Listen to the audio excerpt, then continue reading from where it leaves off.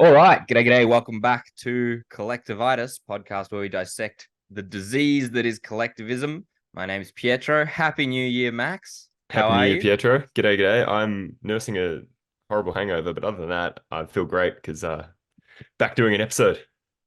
Yeah, we come at you here with the first episode of 2024 as our special hangover edition episode, where anytime you see a weird jerking cut, our editor has had to cut because Max had to go and spew in the bathroom. So if you ever see any weird jumps or pauses, just pray for Max. Hashtag pray for Max. Oh, I feel dandy. Let's go. Let's roll. What are we doing today, Let's Pietro? So we did this for the first time last year. We did a year review, like a Liberty review of how the year has gone. So last year we did a 2022 year review of the good, the bad, and the draws in the cause of liberty. And so we're going to do another one this year for 2023. And it's a nice sort of way of reflecting a little bit on what's happened. You don't realize quite how much has happened in a year. I remember thinking this was last year as well when we did it. You realize when you sort of start listing through the things that have gone on that quite a lot has happened. And not just for the world. I mean, for our show as well. It's weird to think that since we recorded that last episode, how many people we've had as guests that we were really excited and hopeful of trying to get, and we ended up getting a lot of them. So it's been a pretty cool year for us as well. But let's talk broadly because no one's interested in us. Well, apparently I've got some fans. Every time I'm not in an episode, there's many YouTube comments coming in saying, "Where's Well, Max?" that's right. You do have some fans. So we'll well, that can be a win for the year. Max has a fan. Somebody Losses. likes Max not Max. appearing very much.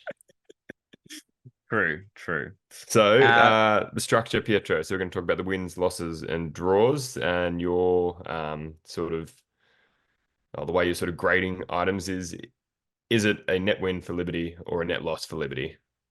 yeah, pretty much. So if we're putting in a win column, it means that this thing happening is moving the cause of liberty towards occurring or somewhat pushing the needle, even if it's in the smallest kind of way. There's a million things we're not going to touch on today. We don't have time for all of them, but there's enough that we can talk about a few interesting things and kind of reminisce and kind of look at that. Because sometimes when you talk about things in the moment, it's difficult to see the broader context of what they end up meaning. And some of these things we'll talk about, I think, do have a broader context and a broader context that might even come to fruition even in 2024. We haven't seen the full extent of what they mean yet, hopefully for the wins especially. So yeah, let's crack into it. What did you want to start off with? Oh, asking the same question. Yeah, well, why don't you actually why don't I mention the wins and then you give me your thoughts first? Done. That's a good way to do it. So the first win was in terms of elections, Libertarians had a surprising number of wins this year. Now we joke a lot about the fact that we always lose, but we actually won some things this year, which was nice. The first one was John Ruddick, who great friend of the show. He's come on 3 times now. Fantastic member of parliament up in New South Wales. He first won, I think it was in March or April, he got elected. So it's kind of old news now, but him being elected has kind of allowed for the Libertarian Party here in Victoria, here in Australia, to at least have some representation for the next, I think it's 8 years he's in there for. So yeah, it's a huge hell of a terms. term. Yeah, so that's great. The other wins were ACT in New Zealand, which is the libertarian right sort of party there, forming combining with 2 other parties to form government, which was pretty wild. They almost formed government with only 1 other party, which would have been even more kind of momentous for getting their ideas and their desires kind of pushed. But nevertheless, look, that's pretty cool. We're definitely nowhere near doing that sort of thing here in Australia. So nothing but we can dream, nothing but though. respect there. We can dream, and I think, look, the point is that we're trying to push in that direction, but we have to respect the fact that they are there far closer to that goal than we are. And the other one, the big one, the main one, the obvious one is Javier Milei winning in Argentina, which we have talked about a heap already. in I several feel like episodes. you could talk about him almost every second week with what he's done so far. You know, he's tearing the place apart like he said he would. But there's stuff to talk about every single week with that man. Well, that's right. Like we'll probably have to do an episode soon on what has he done since becoming Yeah. elected? Has he achieved? And he's doing heaps. And it's again, that's kind of hard to see right in the moment that it happens whether these things will be momentous. So maybe there is an advantage to waiting a couple of weeks and seeing how the worm turns for him. But he's doing heaps since he's been in office. He certainly hasn't been someone to get into the reins of power and just keep the status quo going. So that's definitely been interesting to look at. And yeah, look, his win in Argentina, it's impossible to understate, to overstate how important it was, and how game changing it was for the ideas that libertarians can't possibly win government because it's happened now. Like the glass ceiling's been shattered.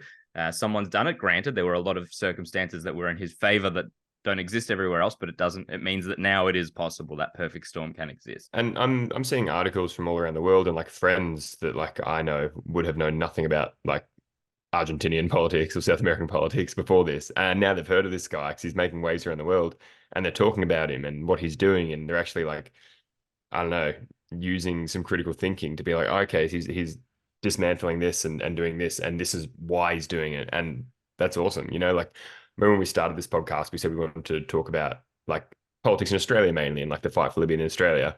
But sometimes you can't help but talk about what's happening around the world because some of these movements are like greatly impacting our movement here and in positive ways.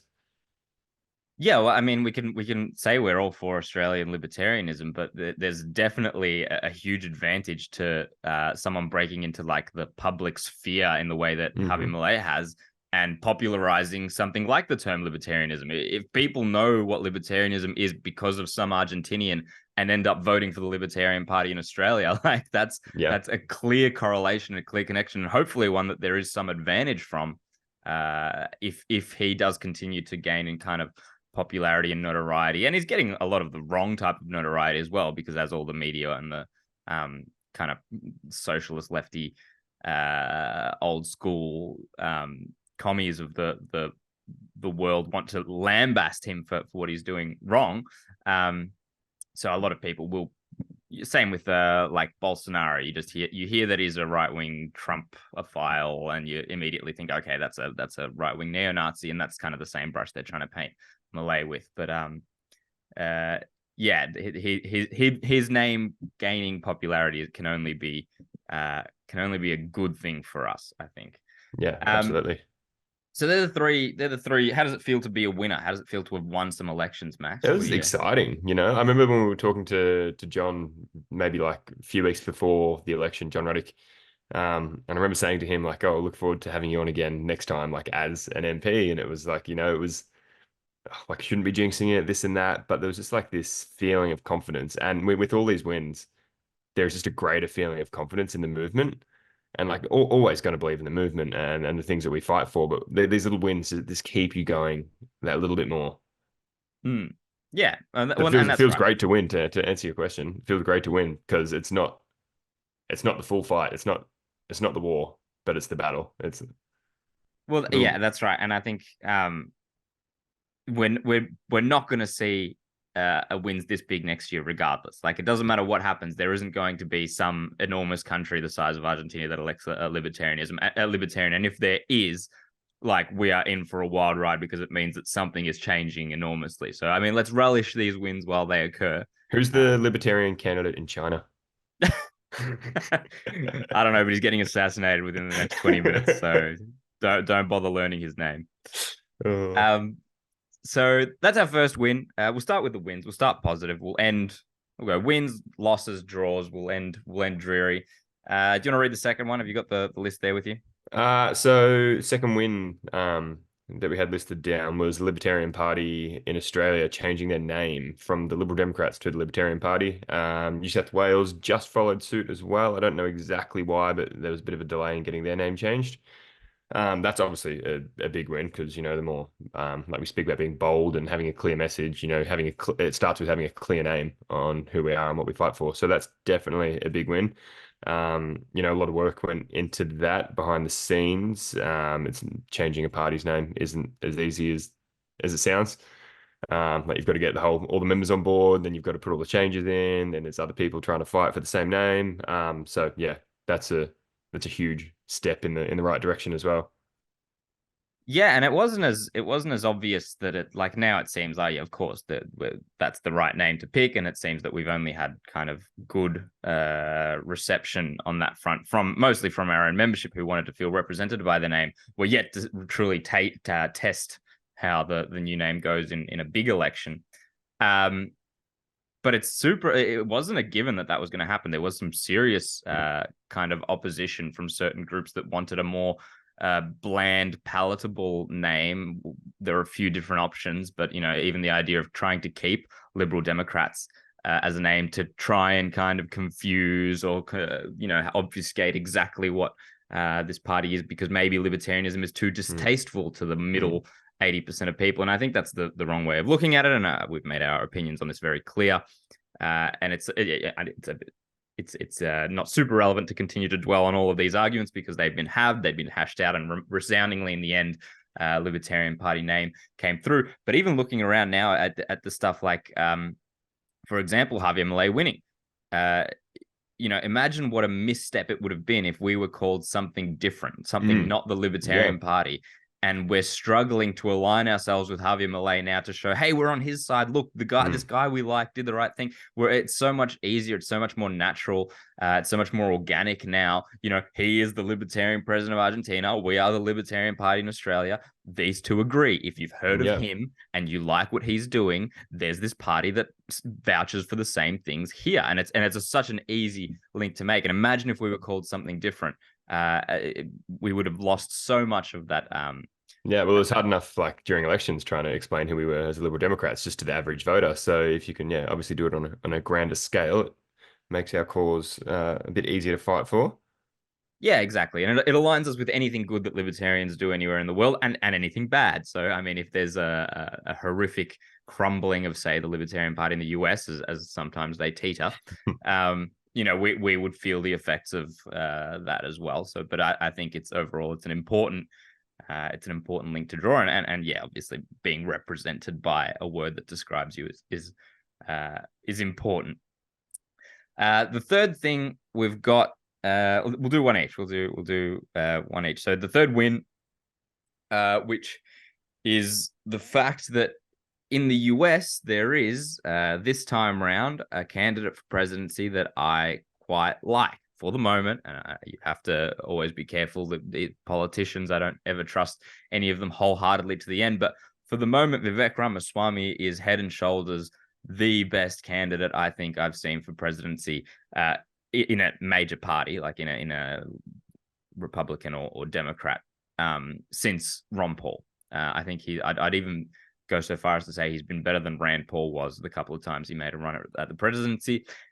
And stay tuned. We'll see what happens, because in the eternal wheel of reality show politics that is America, we have no idea what's going to happen. Even though there is, this front runner in the Republicans of Donald Trump, he might not be allowed to run. Even just a couple of days ago, the state of Maine joined the state of Colorado in having their Supreme Court declare that Trump couldn't appear on the ballots because of some rule from way back in the Civil War that didn't want a traitor to be able to run for presidency. And they're bringing back these archaic rules. And so in the end, they could find some mechanism to not have Trump run. And I think Vivek Ramaswamy has positioned himself perfectly to swoop up the Trump support in case Trump doesn't run. And I think, we'll get to this later. I think I've got it in the drawers as well. But Vivek, I think, has a real shot at winning this thing. It's not a majority, it's not a likelihood, it's not a probability or a certainty by any stretch, but there's a possibility. And his name's starting to become like a household name. I remember, like, when you first mentioned him, I hadn't heard of him, like, albeit I wasn't following the US primaries as closely as you were. But yeah, his name's popping up everywhere now. He's really set himself as that front runner outside of Donald Trump. Yeah, well, he smashed it at the debates. At the Yeah. debates, he's done everything correct, every move correct in, positioning the neocons that are running against him, backing them into a corner. He's outmaneuvered them at every chance, which so he's a guile political animal in a certain sense, which is nice to have on your side. But he's also been saying a lot of the perfect things on especially on the Fed, especially on the economic side. Hmm. He's not perfect on foreign affairs. There's a lot of arguments on whether he has to say certain things because he is at the end of the day trying to win the Republican nomination. He's not trying to win the Libertarian nomination because that doesn't win you a presidency. So, Hmm. is there a reason why he's talking in certain ways and certain topics that he's avoiding? But he's not perfect on foreign issues. But nonetheless, he's been very, very good and very exciting. So that's a win. That's a win for Liberty to have an actual presidential candidate with an actual shot at winning who might lead the world or the conversation in the right direction. I think that's really cool. Yeah, and as we already know and we see all the time, the US, everything that happens in the US trickles down to us and the whole world slowly, you know? So that would that almost be if Vivek was to win the US election, get the obviously the nomination and then win, how would you scale that next to Javier Milei winning in Argentina in levels of Oh, like good question. importance? I'd say it's good question because I mean, obviously, America's more important than Argentina. Like, Hmm. it's not as good. He's not as much Yeah. of a purist. I prefer Javier Milei and I prefer the bold style of Javier Milei. I mean, although Vivek is very bold in his messaging as well, but Vivek is not. He doesn't claim to be a libertarian. He appears on the Hmm. Libertarian podcast and he has a lot of libertarian support. Malay is more of a purist, but America's more important than Argentina by a long shot. Hmm. So I'd say Ramaswamy would actually be more important than Malay. Would actually Okay. be more. Uh, it'd be a better step for Yeah. everyone, but it wouldn't be as big a step for the popularity of the term libertarianism and of the philosophy. So Hmm. not as big a step for libertarianism, but a better step for Yeah. humanity, let's say. Nice. So that would be cool. So you're right, actually, that could be something that happens next year. Hey, don't speak, or this year rather, to 2024. Don't speak too Yeah. Wow. soon. I've called it too early that we won't get any more wins. We might get some more wins. Um, but anyway, we'll find out at this time next year Yeah. when we redo this episode. Uh, so who did I do this one or did you do this one? You did that one. So that means I'm up Okay, next. We're we're on moving losses. to losses now. Cool. So Let's get let's depressed, lower the friends. town. Let's get depressed. I think you said this exact same thing last year. You said let's get depressed when we Might got to the have. losses. So Oh, jeez. Oh, nothing is not years gone consistent. by and I've not changed. Yep. All right. Let's talk about inflation, Pietro. I think that's a big loss. Um, it's bittersweet. It's sometimes you think it might be a win in a sense, like, cut to the chase, let's hit inflation, let's see how bad shit can get, and then people might wake up. But immediately it is a loss. It hurts us day to day. I liked Topher's saying on it, which is taxation isn't theft, inflation is theft. Yeah. Taxation is extortion, but inflation is just straight theft happening. You're not aware it's happening. It's just happening, like, under the covers. What are your thoughts on where Yeah. inflation is leading us? So same as what you just said, that idea that it was almost worth putting in the draw category because Mhm.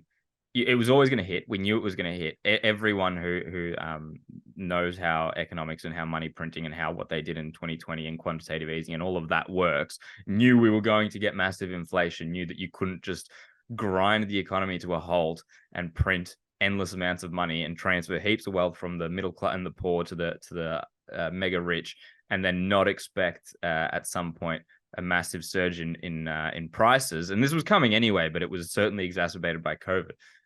So it was always coming. The fact that it's and last year there was certainly inflation. Like this time last year there was definitely inflation, but it was kind of it was still masked as being this transitory period of inflation, and it's kind of going to pass, and Bidenomics is going to save us, and it's just this year. And instead, what's happened is it's compounded and increased. Like we definitely haven't gone down. The rate of inflation has decreased, but that just means that the amount of inflation that there is still much bigger, but not quite as much bigger compared to before as last year. It's like saying, and they try to say that this is shows a decrease in inflation, like the fact that CPI said that last year we were at 7.5 or something, and this year we're at 5.5, and they're saying, well, look, that's a decrease in inflation. That's like a fat person who puts on 20 kilos in a year. And then the next year he only puts on 15 kilos, and he says, well, the rate at which I'm increasing in my gaining weight is getting lower, so I'm actually getting healthier. No, that's not what's happening. You're significantly less healthy than you were the year before. We have significantly more inflation, and it's all still way above the 2% that they claim is that healthy amount of inflation, which is also a lie to just keep So unless we hit negatives, then inflation will continue to get worse. Correct. Yeah. Unless we hit negatives, we are continuing to lose the value of our money, and all the value that we've lost thus far is still lost. So don't let them lie to you. Don't let them convince you that the economy is improving. It's getting worse, and at a frightening rate still. It's all good though, because Anthony Albanese is going to fix it all. Well, that's what I'm hoping for. That it has to happen. That's what I voted for him for. So I don't think he's a liar. I couldn't imagine that he lied to us to get into office. So I'll do the next loss. So another big loss, obviously, the loss of life, the loss of humanity that's been occurring in Gaza. There was the attack on Israel, the overreaction, hyper retaliation, which has led to enormous amounts of innocents dying in the Gaza Strip. And the reason that it's a negative is that, it's a negative for a million reasons, but one of the primary reasons why it's a negative that has lasting impact and kind of ebbing and growing impact is the fact that it's reawakened the warmongering right. For a little while there, with the Ukraine-Russia war, it was the Democrats and it was the left that was pushing the war, and it was most of the right, but the only dissenting voices were coming from the right, the voices against the Ukraine-Russia war. And then as soon as there was Israel-Gaza, it's now actually the left that has the most prominent anti-war voices in Gaza, and the right has returned to absolute complete warmongering. Now, the Democrats are beyond saving. The Democrats are absolutely captured by the Israel lobby, so they're completely for the war anyway. All the powers that be are completely for the war and completely for supporting Israel, regardless of how many innocents they slaughter over there.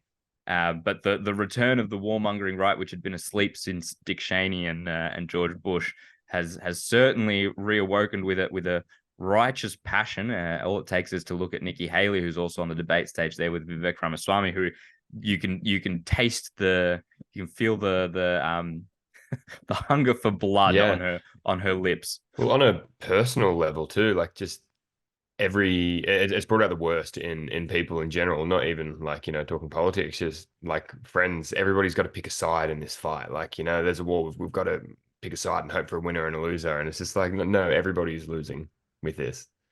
Yeah, that's right. And I think I mentioned before, it's kind of this idea of, a bunch of innocents died in Israel because of terrorist group.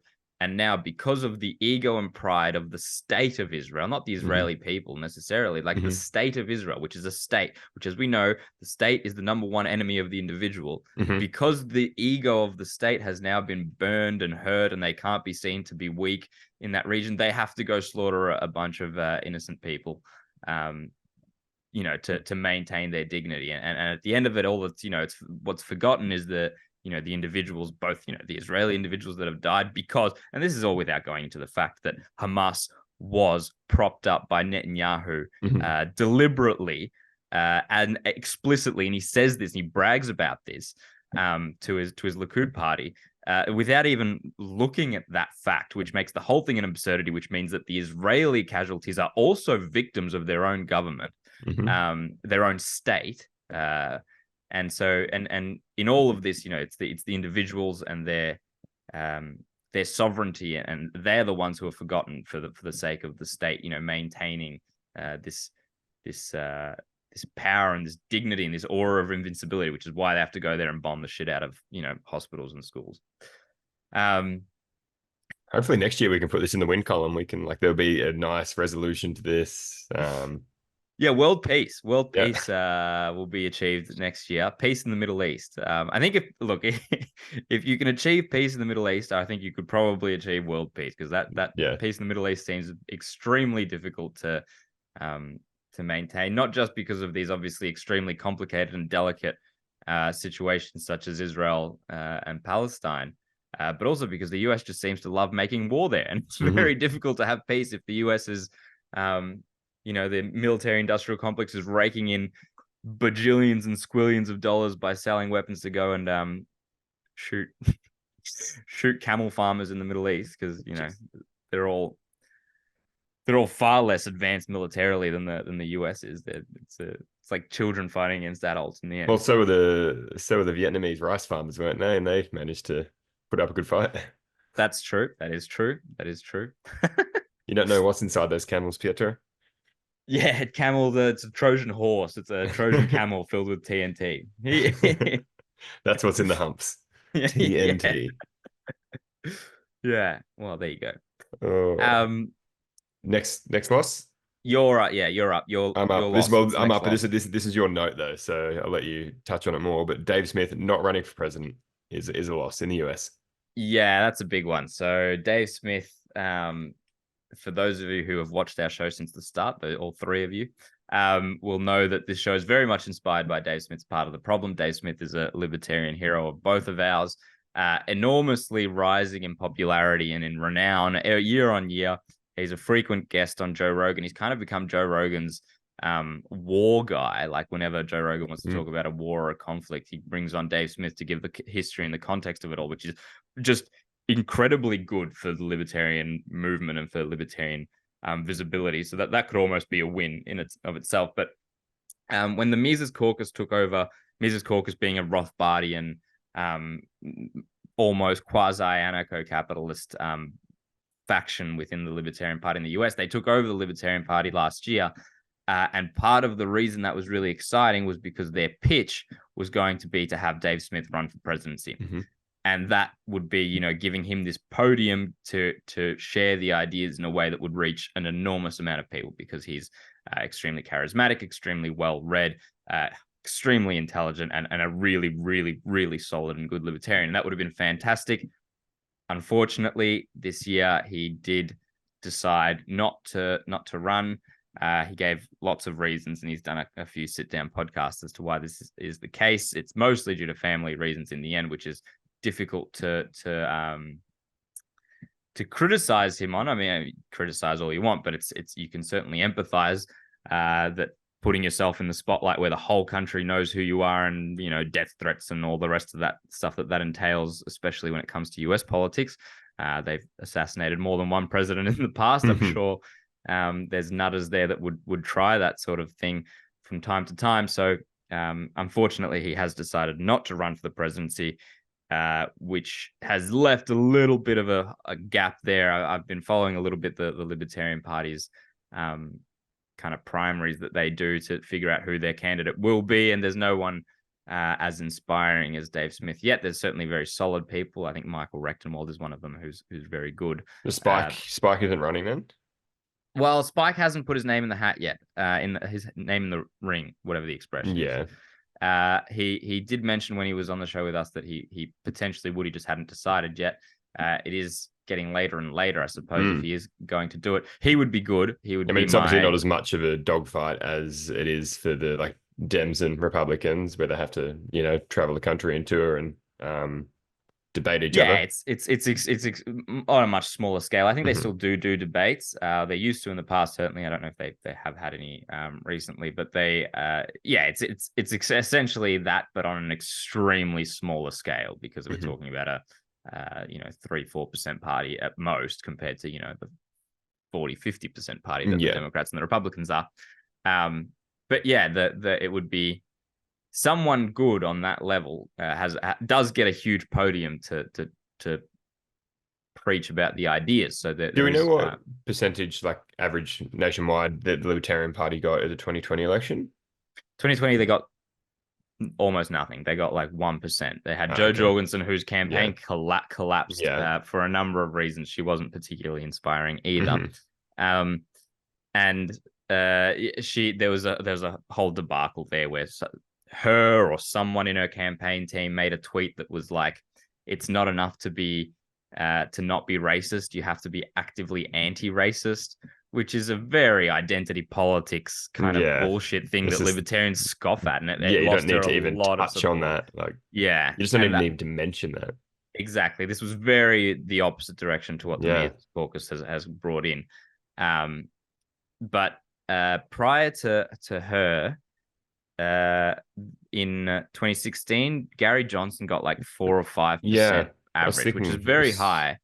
But that was the reason why that happened is because when you have Trump and Hillary running, hmm two candidates who are very hated by a lot. hmm They're very loved, but they're also very hated.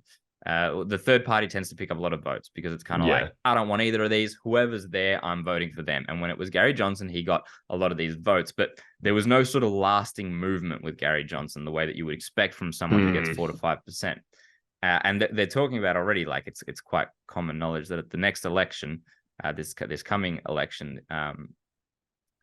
the Libertarian Party will get an incredibly small number of votes because the Yeah. third party candidate that they would press on in this case, if someone who's not happy with either Trump or whoever ends up being, is that RFK is running as an independent. So True. the Libertarian Party will get a minute fraction of the vote this That's time around. that's a good point. That's not a Also, sign of yeah. success for them. The value in the presidential election is to get someone up there and excited and Yeah. sharing the ideas. And the libertarian leaning sort of voters probably, like, let's say Vivek gets a nomination, would probably lean towards him as a chance to actually have somebody in office who kind of fights for your cause. A So great number of that's, them would, yes. yeah, yeah.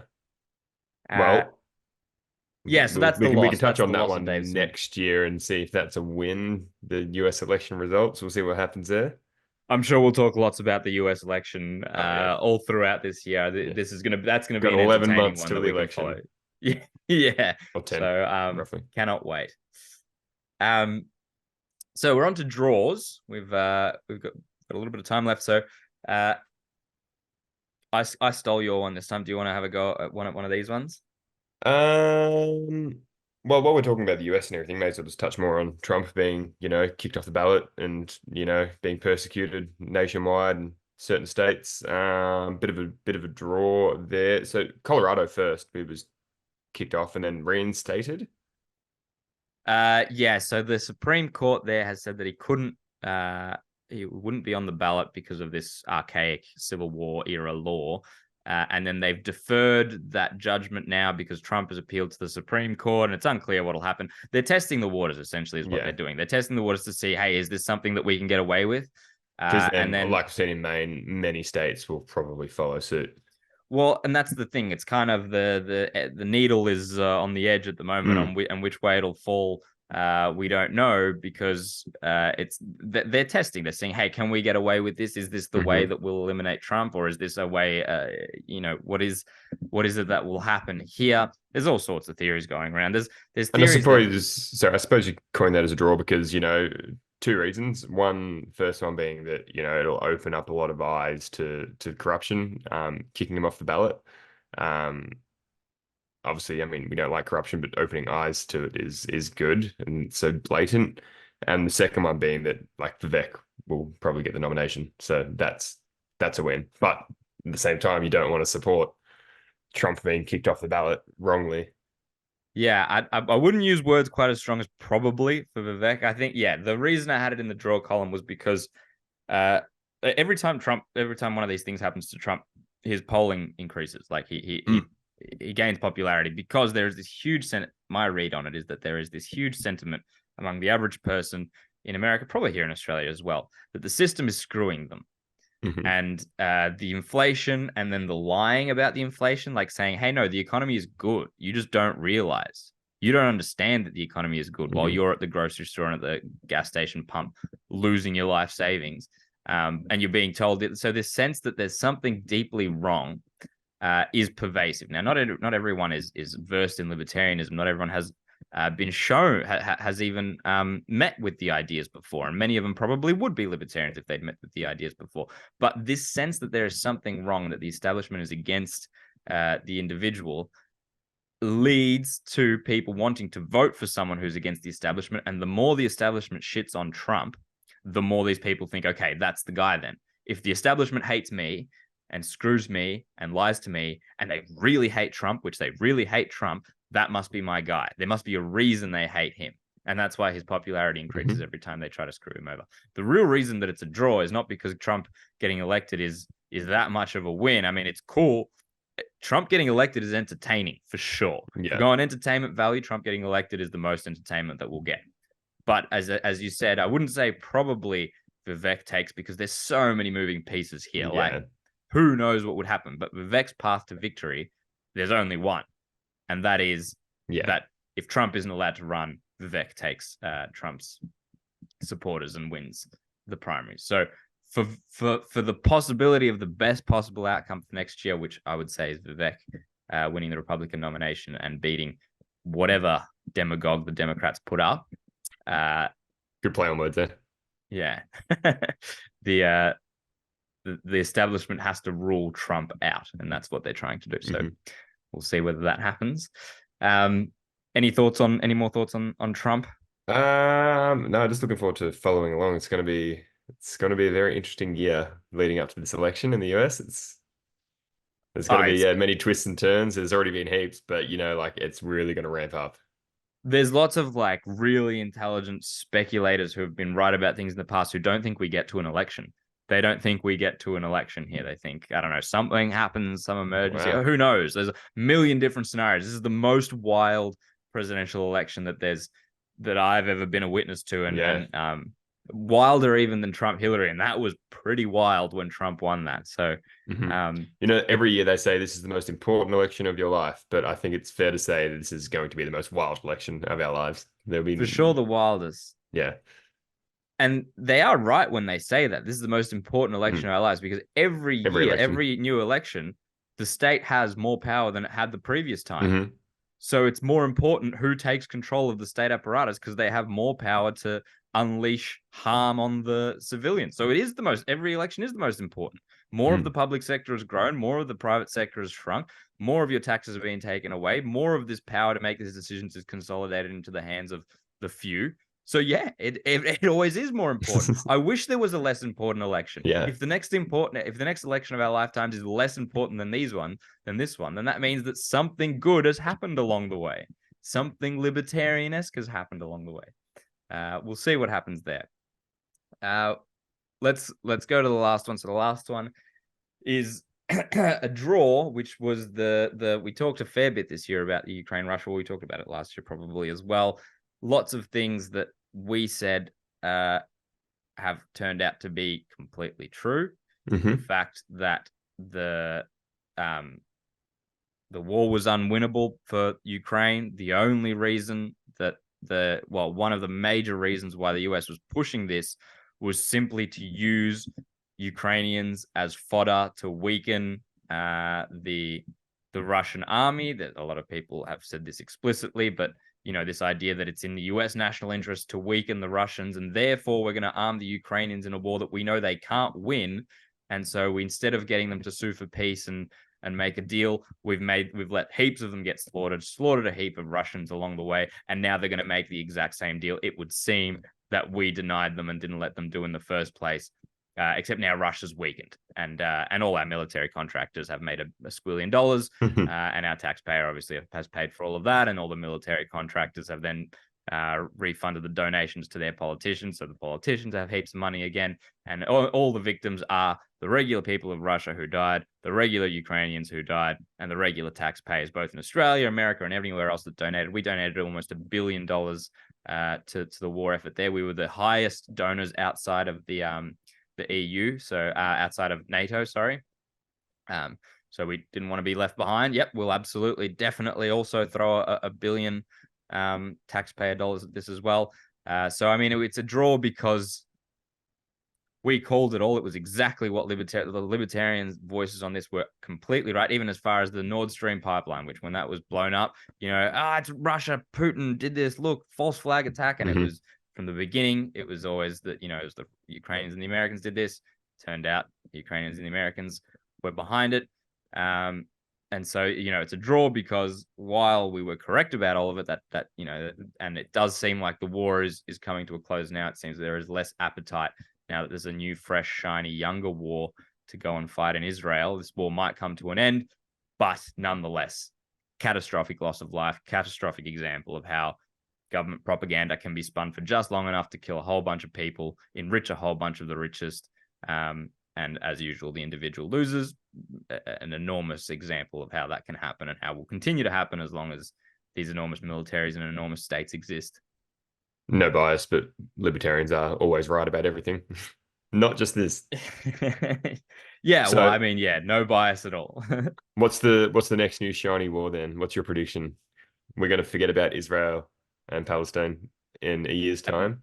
Man, the US and the US and Australia, bring it on. Let's Jewish lobbies have had a hard on for protecting Israel. So as long as there's something there, that'll be the current shiny war. And if that does end peacefully, and let's hope that it does, and sooner rather than later, with less civilian deaths rather than more, you can bet your bottom dollar there is going to be a shiny new war. I doubt it's going to be. It'll be Iran. America's had a hard on for Iran for yonks, and they're going to use this. If that ends, it'll be, hey, Iran was funding Hamas, and let's go invade them now. That's the next war. They're already talking about it. The neocons, and the war hawks among the Dems. So, yep, that'll be it. That's my prediction. I don't even think it's a particularly courageous prediction. I think it's very predictable. Let's go for a real left of field war. New Zealand against Australia. That's your prediction. Your prediction, New Zealand against Australia. Who wins that, by the way? 4 million people versus 26 million people. Yeah, but they've got libertarians at the helm. They've got some libertarians at the helm. So their economy might do a bit better. Well, that's a good point. So they won't actually go into war then, because you can't go into war if you've got libertarians at the helm. Well, they can go into war if we invade them. Yeah, true. Nobody wins, we all lose. That happens. There you go. Prediction for 2024. Nobody wins, we all lose, as per usual. Max has done remarkably well for the hangover he has. Let us know in the comments what you think the wins, losses, and draws for 2020-23 were, and what predictions you have for 2020-24. We do always love to hear from people who comment. That's always the most fun that we can have, is engaging with you guys. Otherwise, it's just us speaking into the void. So yeah, let us know. Chuck us a like. Subscribe on follow us, subscribe, whatever, on YouTube, Instagram, Spotify, Twitter, and we will catch you next time. Perfect. Here's to the year ahead. Here's to the year ahead. Viva la libertad, carajo.